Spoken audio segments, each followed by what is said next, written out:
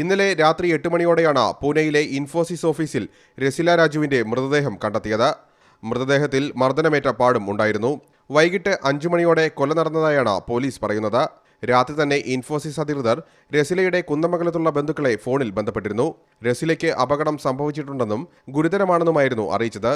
തുടർന്ന് ബാംഗ്ലൂരിലെ ഇൻഫോസിസ് അധികൃതരെ ബന്ധപ്പെട്ടപ്പോഴാണ് മരിച്ച വിവരം അറിയുന്നത്. ഓഫീസിന്റെ വരാന്തയിൽ രസിലയെ മരിച്ച നിലയിൽ കണ്ടെത്തിയെന്നായിരുന്നു അധികൃതരുടെ വിശദീകരണം. ആ സമയത്ത് ഓഫീസിലുണ്ടായിരുന്ന 5 ജീവനക്കാരുടെ ദൃശ്യങ്ങൾ CCTVയിൽ പതിഞ്ഞതായും അധികൃതർ അറിയിച്ചു. തുടർന്ന് പൂനെയിലുള്ള രസിലയുടെ ബന്ധുക്കൾ ആശുപത്രിയിലെത്തി. അവർ ഫോൺ വിളിച്ചിട്ടുണ്ട്. അവർ ഹോസ്പിറ്റലിൽ പോയി അന്വേഷിച്ച് നോക്കുമ്പോഴാണ് മരണം സ്ഥിരീകരിച്ചത്. ഞങ്ങൾ അറിയുന്നത് മറ്റുള്ള പറഞ്ഞില്ലേ ആദ്യമൊന്നും.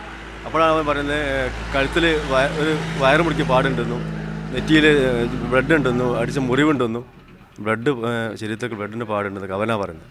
സ്വകാര്യ ആശുപത്രിയിൽ വെച്ച് മൃതദേഹം പോസ്റ്റ്മോർട്ടം ചെയ്യാനായിരുന്നു പോലീസിന്റെ നീക്കം. എന്നാൽ ബന്ധുക്കൾ പൂനെയിലെത്തിയ ശേഷം മാത്രം പോസ്റ്റ്മോർട്ടം ചെയ്താൽ മതിയെന്ന ആവശ്യം പോലീസ് അംഗീകരിച്ചു. നേരത്തെ ബംഗളൂരുവിൽ ജോലി ചെയ്തിരുന്ന രസില 1.5 വർഷം മുമ്പാണ് പൂനെ ഇൻഫോസിസിലെത്തിയത്. മീഡിയ 1 കോഴിക്കോട്.